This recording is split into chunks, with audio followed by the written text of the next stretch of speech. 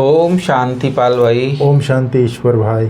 पाल भाई, आज के 129 ज्ञान चर्चा में खास परमात्मा पिता के डायरेक्शन है कि अपने स्वधर्म को भूलना नहीं है, क्योंकि आज वर्तमान में व्यक्ति अपने स्वधर्म ही भूल गया स्वधर्म को, इसलिए दुखी हो रहा है। और हमारा स्वधर्म था सुख, शांति, पवित्रता, ये हमारा स्वधर्म है। और हम आत्मा को ही भूल गए, क्योंकि हम आत्मा है खुद, उसी को भूलने से फिर ये सब बातें भूल गए और काम, क्रोध, लोभ, मोह, अहंकार इसके अधीन होके अशांत हो गए आत्मा फिर से। इसीलिए ये जो मुख्य बात है आज कि स्वधर्म को भूलना सबसे बड़ी भूल है। तो अभूल परमात्मा हमको बनाता है, क्योंकि हमें ज्ञान देता है इन चीज़ों का, और अपने घर और राज्य को याद करना सिखाता है कि हम अपना घर कहाँ है। आत्मा ऊपर से तो आई है, लेकिन ऊपर कहाँ रहती है, वो कैसे पार्ट बजाती है, 84 का चक्र कैसे वो अपना पूरा करती है। तो ये सारा राज्य भाग्य परमात्मा जो हमको सतयुग में देता है, तो ये सब बातें परमात्मा भी बैठकर हमको सिखाता है। तो इसीलिए बच्चों को अपनी अवस्था समीपता है, अवस्था की समीपता का उसकी निशानी खास बताइए।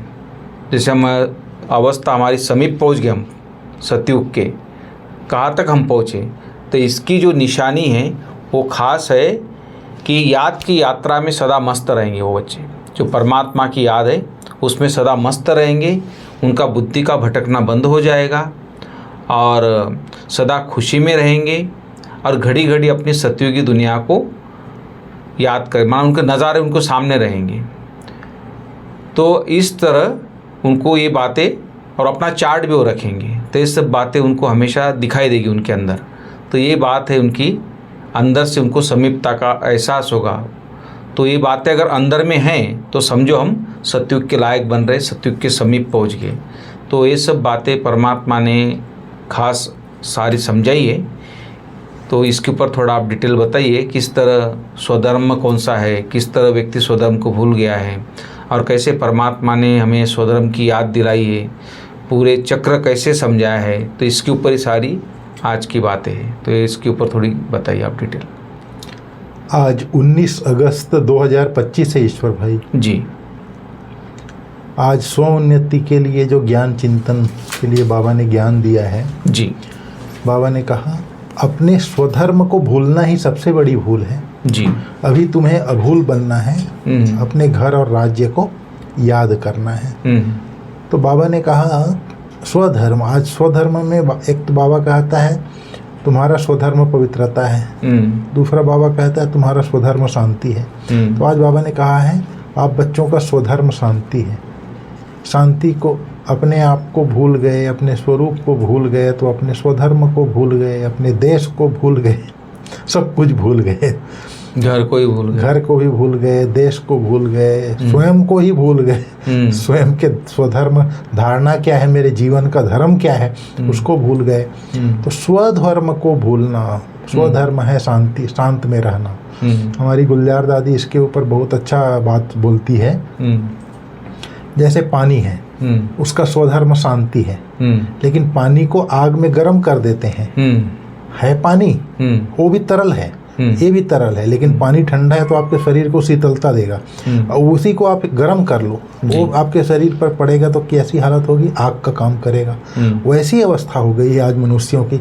हमारा स्वधर्म शांति है, लेकिन अपने स्वधर्म को भूल गए हैं। ये काम, क्रोध, लोभ, मोह, अहंकार की जो अंगीठी है इसमें जो जल रही है ना, तो हमारा आत्मा जो का स्वधर्म जो शांति था वो जल करके खाक हो गया, एकदम अशांत की स्थिति हो गई है। तो बाप आकर के अभी हमको अभूल बनाते हैं। इसलिए छोटी छोटी बातों में तुरंत गर्म हो जाएंगे, चिड़चिड़ा हो जाएंगे। नहीं, चलो ऊपर से नहीं भी गुस्सा करेंगे, चलो बड़ा है, आप मेरे से बहुत बड़े, मैं आपके ऊपर गुस्सा नहीं कर सकता, लेकिन अंदर ही अंदर जलते रहेंगे। तो अंदर ही अंदर वो आग लगी रहती है। तो एक प्रकार से वही जलना ही होगी। तो वही हुआ, दादी यही बात बोलती है।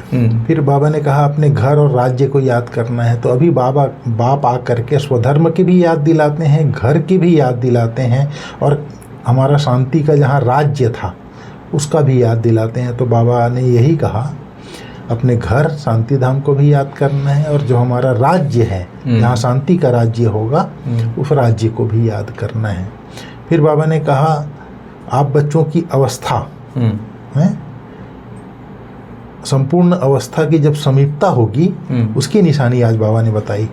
जो आत्मा संपूर्ण अवस्था को प्राप्त करती जाएगी उसकी आज 4-5 निशानियां बाबा ने कहाई। वो उसकी अवस्था एक रस हो जाएगी। एक रस होगी माना बस मैं और बाबा की याद में मस्त रहेगा। बुद्धि इतनी भरपूर हो जाएगी ज्ञान और योग से, बुद्धि का भटकना बिल्कुल बंद, बुद्धि स्थिर हो जाएगी। एक बाप और मैं वाणी में इतनी ताकत आ जाएगी, बाबा इतना ताकत भर देगा, बुद्धि में सब खजाना भर देगा, तो वाणी जो शब्द बोलेगा सतवचन महाराज हो जाएगा। अवस्था इतनी अच्छी हो जाएगी, सदा खुश रहेंगे, ज्ञान योग से भरपूर रहेंगे, ज्ञान का सिमरण करते रहेंगे, खुशी में रहेंगे।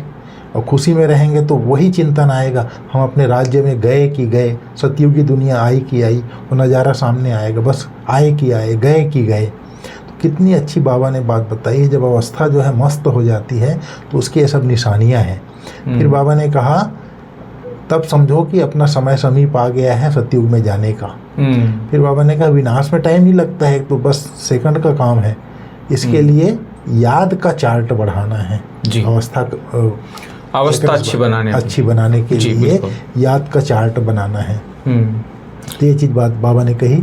फिर आज बाबा ने बहुत, आज की जो ज्ञान चर्चा में गीत जो बजा था, तुम्हें पाके हमने जहाँ पा लिया, जमी तो जमी आसमां पा लिया, कितनी अच्छी गीत है। तो बाबा ने कहा रूहानी बच्चे इस गीत का अर्थ तो समझते होंगे। अब बेहद के बाप को तो पा लिया है, बेहद के बाप से स्वर्ग का वर्षा मिलता है, जिस वर्षे को कोई भी छीन नहीं सकता। वर्षा का नशा तब चला जाता है जब रावण राज्य शुरू होता है, जब रावण की प्रवेशता होती है तो वर्षा का नशा चला जाता है। उसी को बाबा ने कहा देवताएं वाम मार्ग में जाते हैं, उसका चित्र दिखाया है मंदिरों में। ड्रेस वही है लेकिन वाम मार्ग में जाते हैं, बाद में ड्रेस बदली होती है बाबा ने कहा। तो रावण आता है तब वर्षे का अर्थात जो प्रॉपर्टी मिली रहती है उसका नशा चला जाता है। यह भी ड्रामा बना हुआ है बाबा ने कहा। फिर बाबा ने कहा तुमको बाप ने समझाया है, तुम आत्मा विश्व के मालिक देवी देवता बन रहे हो। क्या बन रहे हो? देवी देवता, विश्व के मालिक। फिर बाबा ने कहा बच्चों को भूल गया है, हम आत्माओं का स्वधर्म शांति है। इस दुख की दुनिया में शांति कैसे होगी, इन बातों को तुम बच्चे ही समझ गए हो, बाबा ने कहा। बाबा ने कहा आज मामेकम याद करो, याद नहीं करते हो तो गुटखा खाते हैं। बाप कहते हैं याद की यात्रा से ही बेड़ा पार होगा, तुम उस पार चले जाएंगे। बिल्कुल। फिर बाबा ने कहा गुटखा खाते हैं, उसके लिए कोई कोई गीत बहुत अच्छे हैं। माया के गुटखा आने पर गीत सुनने से हर्षितपना आ जाता है, उमंग उत्साह आ जाता है। फिर बाबा ने कहा तुम बच्चे अभी जानते हो, अभी अपनी राजाई स्थापन हो रही है, तो याद की यात्रा में मस्त रहना है। वह जौहर भरना है जो कोई को भी दृष्टि से तीर लग जाए, ऐसी जौहर भरनी है।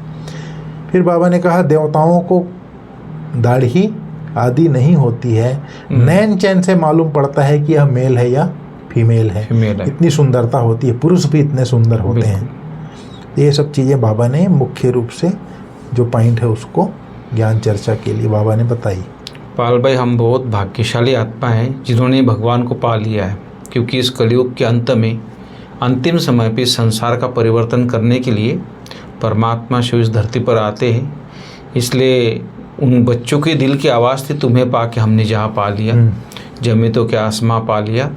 क्योंकि परमात्मा तीनों लोगों का, तीनों इसका मालिक बना देता है और इतनी सुख शांति का 21 जन्म तो गारंटी लेता है, सुख शांति का वर्षा देता है, जो हमारे आत्मा का ओरिजिनल ये संस्कार है, स्वभाव है, प्रेम, शांति, आनंद, पवित्रता। तो ये फिर से हमारी को ये वर्षे के रूप में बाबा देता है और फिर से उसको इमर्ज कर देता है। तो इसलिए परमात्मा बोलता है कि सदा इसी नशे में रहना है कि हमें अभी यह पढ़ाई पूरी कर मनुष्य से देवता सो विश्व के मालिक बनेंगे। हमारे राज्य में पवित्रता, सुख, शांति सब कुछ होगा, उसे कोई छीन नहीं सकता। जैसे आपने भी बताया कि कोई छीन नहीं सकता, वो 21 जन्म के लिए तो है ही है बिल्कुल। और बाकी द्वापर में भी, त्रेता के बाद भी द्वापर में भी कुछ समय तक अच्छा ही रहता है। फिर परमात्मा का बोलते हैं कि इस पार से उस पार जाने के लिए याद की यात्रा में अच्छे तैराकू बनना है। जैसे तैराकी होते हैं ना, वो जितना अच्छा तैरेगी उतना अच्छे से वो नंबर मिलता है, नंबर मिलता है और लंबा भी तैर के जाता है जी। तो बाबा बोलता कि अच्छे बनना है इस याद की यात्रा में, माया के घुटके नहीं खाने हैं, अपनी जांच करनी है और याद के चार्ट को यथार्थ समझ कर लिखना है। माना अपनी जांच करके फिर उसको लिखना है। तो चार्ट भी बहुत ज़रूरी रखना। अगर चार्ट रखेंगे तो हमें अंदर ही अंदर चेकिंग का पता चलेगा कि हम कहाँ तक स्वर्ग के लायक बने, देवता लायक बने हैं। तो इस तरह आज की मुख्य बातें थी। बाकी वरदान भी बहुत अच्छा है पाल भाई। आज पुरुषार्थ और प्रारब्ध के ऊपर वरदान है। पुरुषार्थ और प्रारब्ध के हिसाब को जानकर तीव्र गति से आगे बढ़ने वाले नॉलेजफुल हो। तो तीव्र गति से आगे बढ़ेंगे तो सही, लेकिन उसके लिए नॉलेजफुल भी चाहिए और पुरुषार्थ और प्रारब्ध का हिसाब को भी जानना बहुत जरूरी है। ये दोनों बातें बताइए, उसका थोड़ा डिटेल। बाबा ने कहा पुरुषार्थ और प्रारब्ध के हिसाब को जानना है जी। पुरुषार्थ का हिसाब जानना है, प्रारब्ध क्या मिलेगा पुरुषार्थ से उसके हिसाब को भी जानना है जी। तो उस हिसाब से उसको जानकर तीव्र गति से आगे बढ़ने वाले नॉलेजफुल जो नॉलेजफुल होगा वही इसके पुरुषार्थ और प्रारब्ध के हिसाब को जानेगा और तीव्र गति से आगे बढ़ेगा। तो बाबा ने कहा पुरुषार्थ द्वारा बहुत काल की प्रारब्ध बनाने का यही समय है, इसलिए नॉलेजफुल बन तीव्र गति से आगे बढ़ो। इसमें यह नहीं सोचो कि आज नहीं तो कल बदल जाएंगे, इसे ही अलबेलापन कहा जाता है। हो जाएगा, कर लेंगे, हो जाएंगे, ये सब अलबेलापन में आता है। अभी तक बाप दादा स्नेह के सागर बन सर्व संबंध के स्नेह में बच्चों का अलबेलापन, साधारण पुरुषार्थ देखते सुनते भी एक्स्ट्रा मदद दे, एक्स्ट्रा मार्क्स देकर आगे बढ़ा रहे हैं। तो नॉलेजफुल बन हिम्मत और मदद के विशेष वरदान का लाभ लो। तो इसमें जैसे पुरुषार्थ का पीरियड अभी चल रहा है संगम युग में, जब अभी पुरुषार्थ करेंगे उसका फल हमको प्रारब्ध मिलेगा, भविष्य में भी मिलेगा, वर्तमान में भी उसका फल मिलता है जी। तो बाबा ने कहा जैसे 5000 साल में एक ही समय होता है जो भगवान भाग्य आकर के बांटता है, अर्थात श्रेष्ठ कर्म करने का पुरुषार्थ सिखाता है। श्रेष्ठ कर्म श्रेष्ठ भाग्य की लकीर बनाता है। श्रेष्ठ भाग्य की लकीर है श्रेष्ठ कर्म। तो अभी ही समय है। जैसे सारे साल में 3 महीना गर्मी, 4 महीना गर्मी का होता है, 4 महीना ठंड का होता है, 4 महीना बारिश का होता है। तो ये बारिश के समय जब हम बीज डालते हैं तो बीज डालते हैं तो उसका एक बीज डालते हैं तो एक से एक पेड़ बनता है, उससे 50 दाना 100 दाना का धान लग जाता है, चावल लग जाता है। तो अगर बरसात में नहीं डालेंगे तो हम कहेंगे कि अब फसल हो तो नहीं होगा। तो उसका एक सीजन होता है। उसी प्रकार अभी संगम युग जो है पुरुषार्थ का समय है, बहुत काल के पुरुषार्थ का प्रारब्ध पाने का। तो अभी अगर छोड़ करके बाद में सोचेगा, कोई बोलेगा कि कर लेंगे, हो जाएगा, तो ये सब नहीं होगा। ये अलबेलापन है बाबा ने कहा। इसलिए नॉलेजफुल बनो और नॉलेजफुल बन हिम्मत और मदद से विशेष बाप दादा का जो वरदान मिल रहा है उसको ले करके आगे बढ़ो। आज का स्लोगन है पाल भाई खास प्रकृति जित बनने के लिए खास इशारा है आज स्लोगन में कि प्रकृति का दास बनने वाले ही उदास हो जाते हैं, इसलिए प्रकृति जीत बनो बोले। प्रकृति में प्रकृति नेचर तो है ही है। इसमें दोनों नेचर हो गई। एक तो शरीर भी 5 तत्वों के प्रकृति का बना हुआ है जी। दूसरा जो नेचर स्वभाव होता है अपना जो स्वभाव होता है उसके भी वशीभूत हो गए तो भी उदास हो जाते हैं जी। और ये देह के वश हो जाते हैं, देह भान के वश हो जाते हैं, देह अभिमान के वश हो जाते हैं तो भी उदास होते हैं। तो दोनों बातें अपने स्वभाव संस्कार के वशीभूत होते हैं तो भी उदास होते हैं, और ये प्रकृति के अगर दास बन जाते हैं, अगर देह भान में है, देह अभिमान में है तो भी उदास होते हैं। इसलिए प्रकृति जीत बनो। दोनों प्रकृति, अपना स्वभाव नेचर, ये भी नेचर, दोनों के ऊपर जीत पा करके प्रकृति जीत बनो बाबा ने कहा। ठीक है, थैंक यू। ओम शांति। ओम शांति।